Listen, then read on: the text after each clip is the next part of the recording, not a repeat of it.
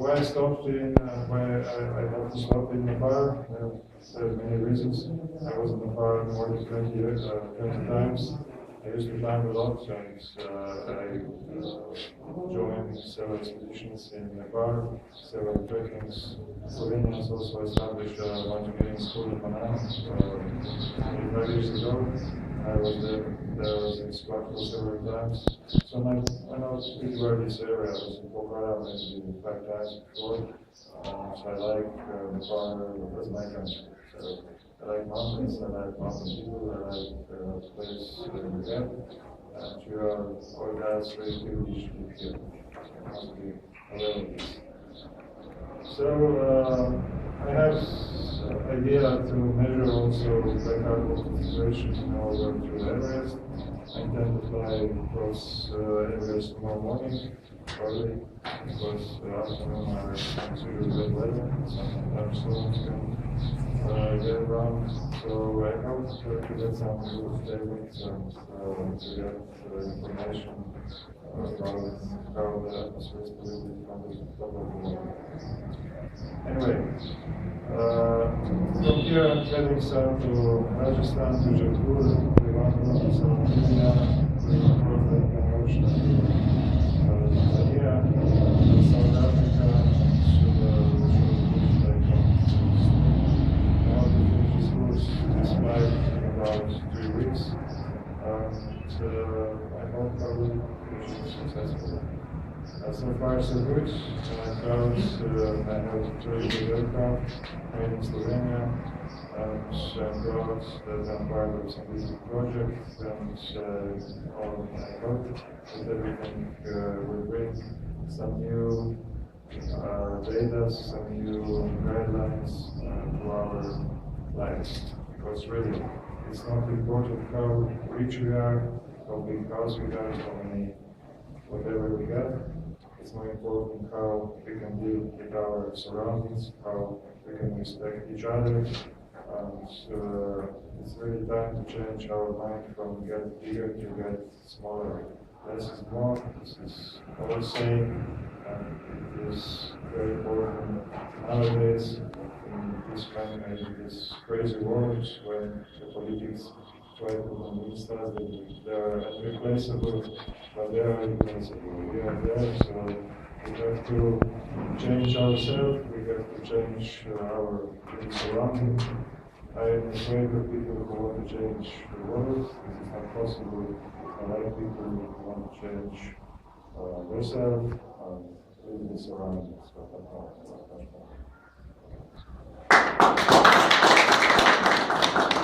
Thank you so much for sharing your experience, and thanks you feel Nepal is your home, the country, and knowing that you make a mountain school in Manama. Thank you so much. I would like to hand over this floor to Chairperson J.C. Santosh Pokhare to conduct interactions for us. Thank you, Master of Ceremony, J.C. Sharma Yogi. Now we got a lot more ideas and motives from Mr. Mathur. So here, I would like to open the floor for more discussion. If you have any queries, please carry on.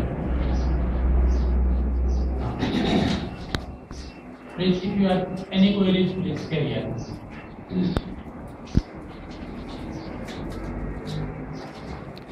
This is Professor Sharma. Thank you, Mr. President Santosh Pokhare. First of all, I would like to humbly welcome you, Pokhara, Mr. Matthews. We are very happy to visit more than 50 countries, maybe 51 countries in Nepal. May I request one question? Pokhara is a tourism destination. In Pokhara, Ultralight is an adventure tourism activity. Many tourists attend in this program. May I request one question? Maybe you visit Ultralight by area 12. In Ultralight, for the exactly good climate and perfect environment for the Ultralight in Pokhara? My question. I'm very happy that I am here in Pokhara with Avia Club because this club is very special in the world. You are not aware of this, but it's true.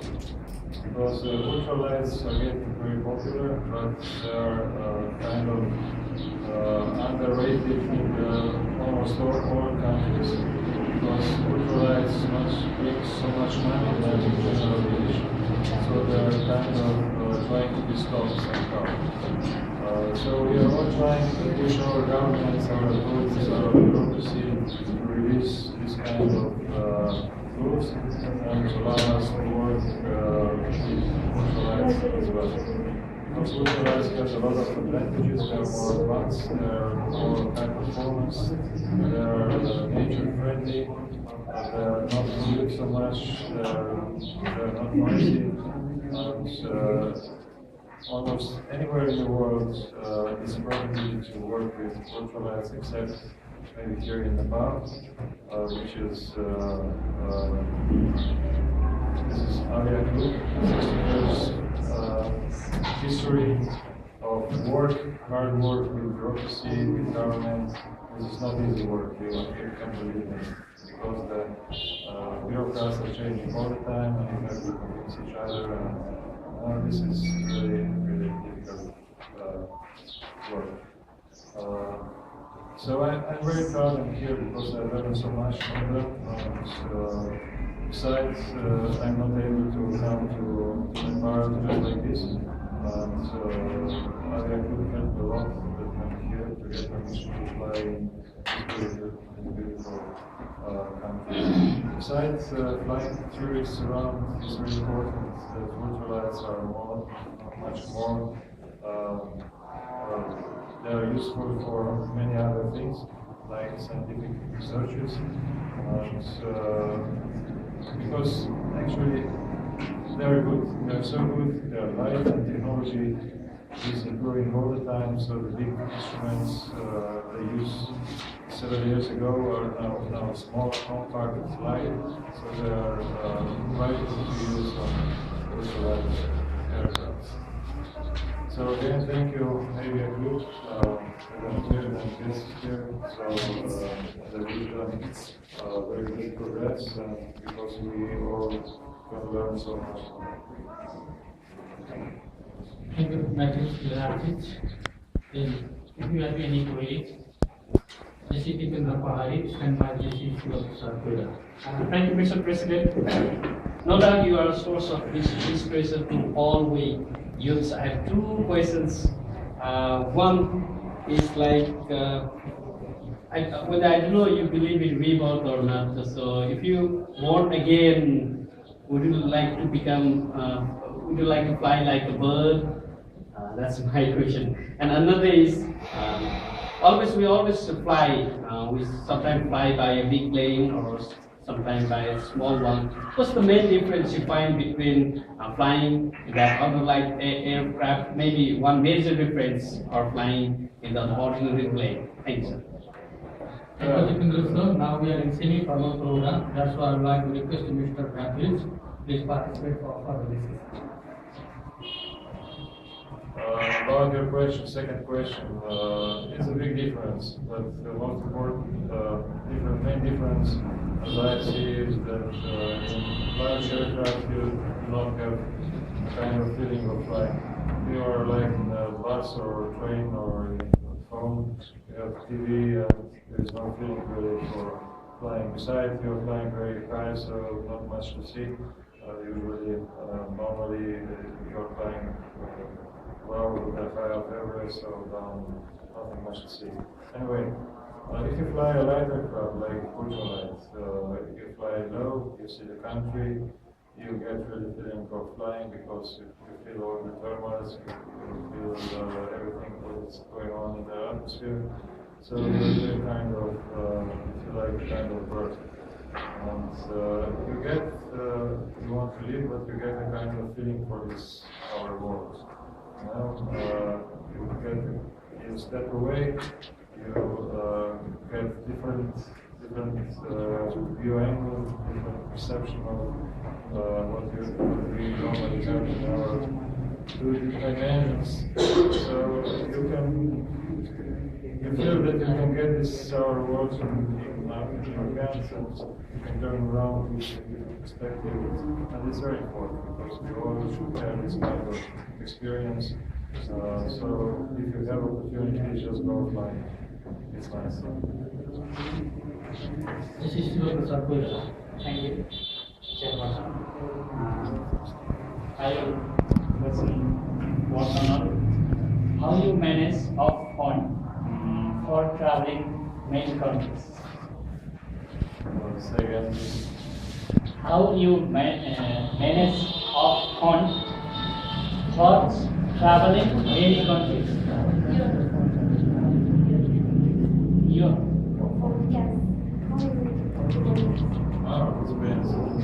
Yes, it says this. These aircrafts are not cheap. I bought this aircraft, but for this kind of project, the company offer free modifications, so it was a kind of discount. Anyway, this kind of travel will last about a few months, and it costs maybe for 3 ultralights.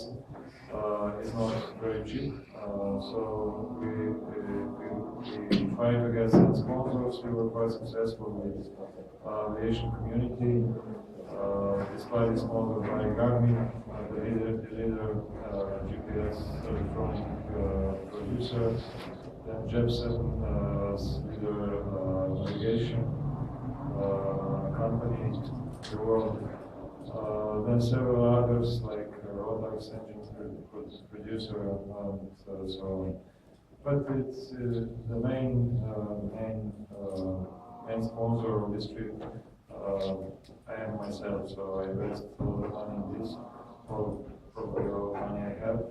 But I actually don't care about losing this money or not, or getting something back. It is so good adventure, it's so good for this world that it's worthwhile. So,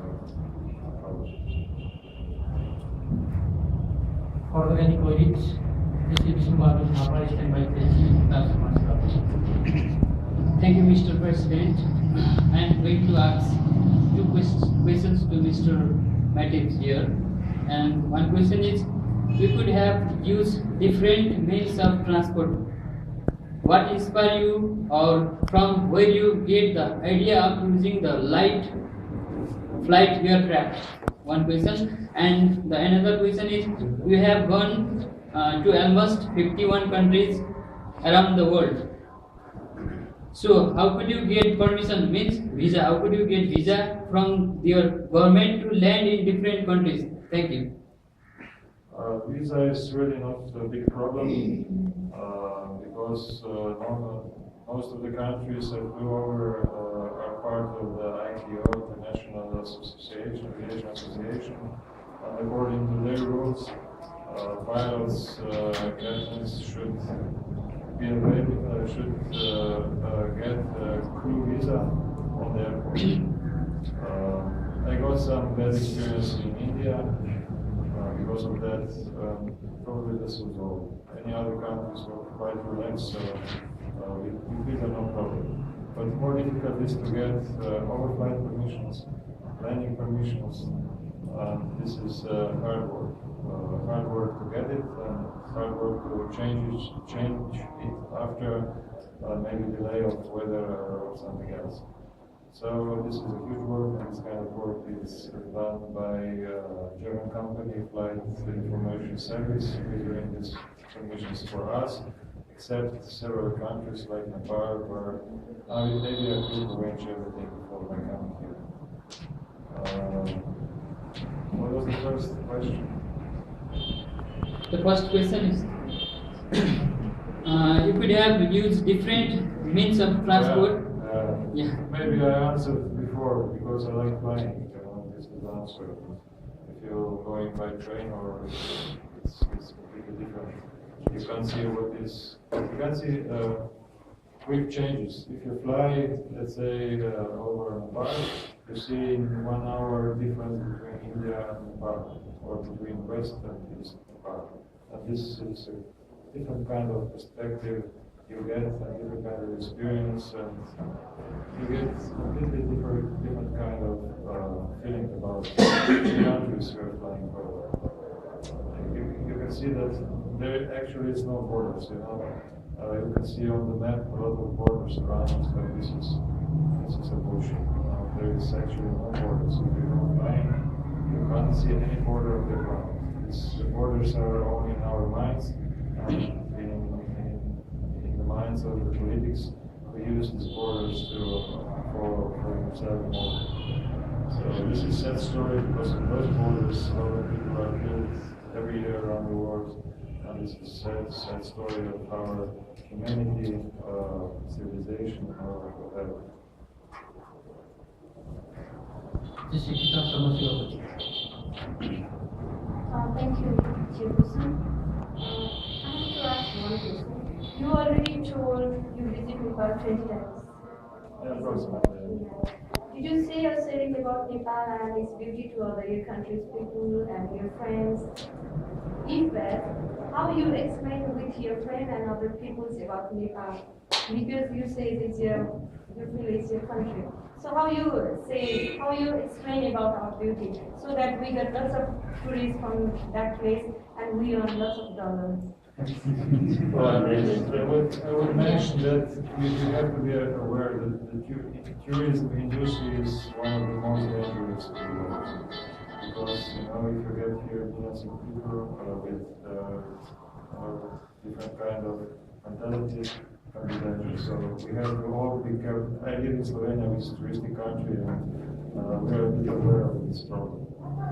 It's not, you know, its money is coming, okay, but we have to be aware that this is, with money is coming a lot of change, a lot of bad things as well.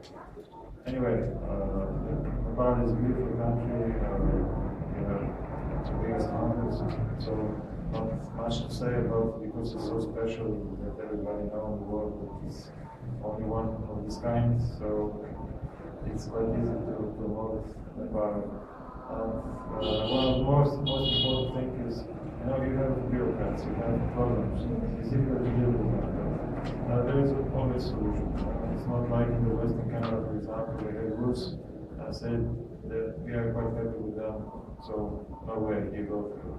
But you know, special situation requires special thinking, maybe some kind of adjusting the rules, and this is possible in the power. With some smiling, everybody is smiling, you know, no bad feelings, and things are going slow, but are going on. What is important? Anyone? Do you have any queries? We claim Pokhara as paradise. How do you like it? How is it?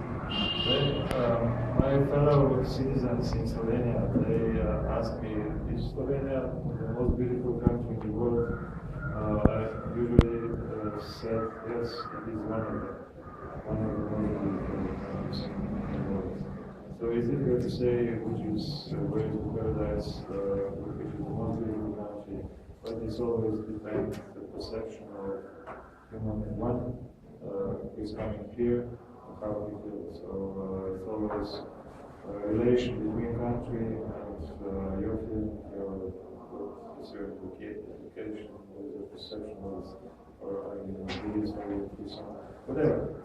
Different kind of person with different perception, but it's not possible to say that Pokhara is the only paradise in the world, or Slovenia is the only paradise in the world. There's so many.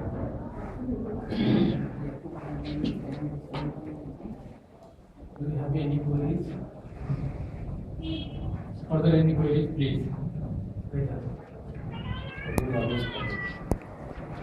I have one query. Mr. Matthews. Obviously, your whole tour was memorable. Could you please tell us the most interesting memory for yourself? It's a good memory and particular, not so comfortable. So you mean memories? This way. When I learn, I think is most important is that we have our lives are kind of from point A to point B.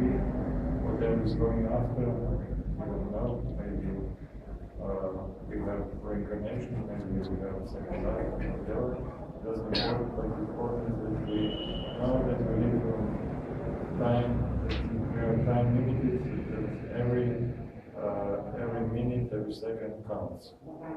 When I fly over dangerous terrain, or let's say bad weather, over the South Pacific or whatever, I realize that this is a kind of experience that I have to enjoy every moment I have the aircraft, whatever is going to happen later.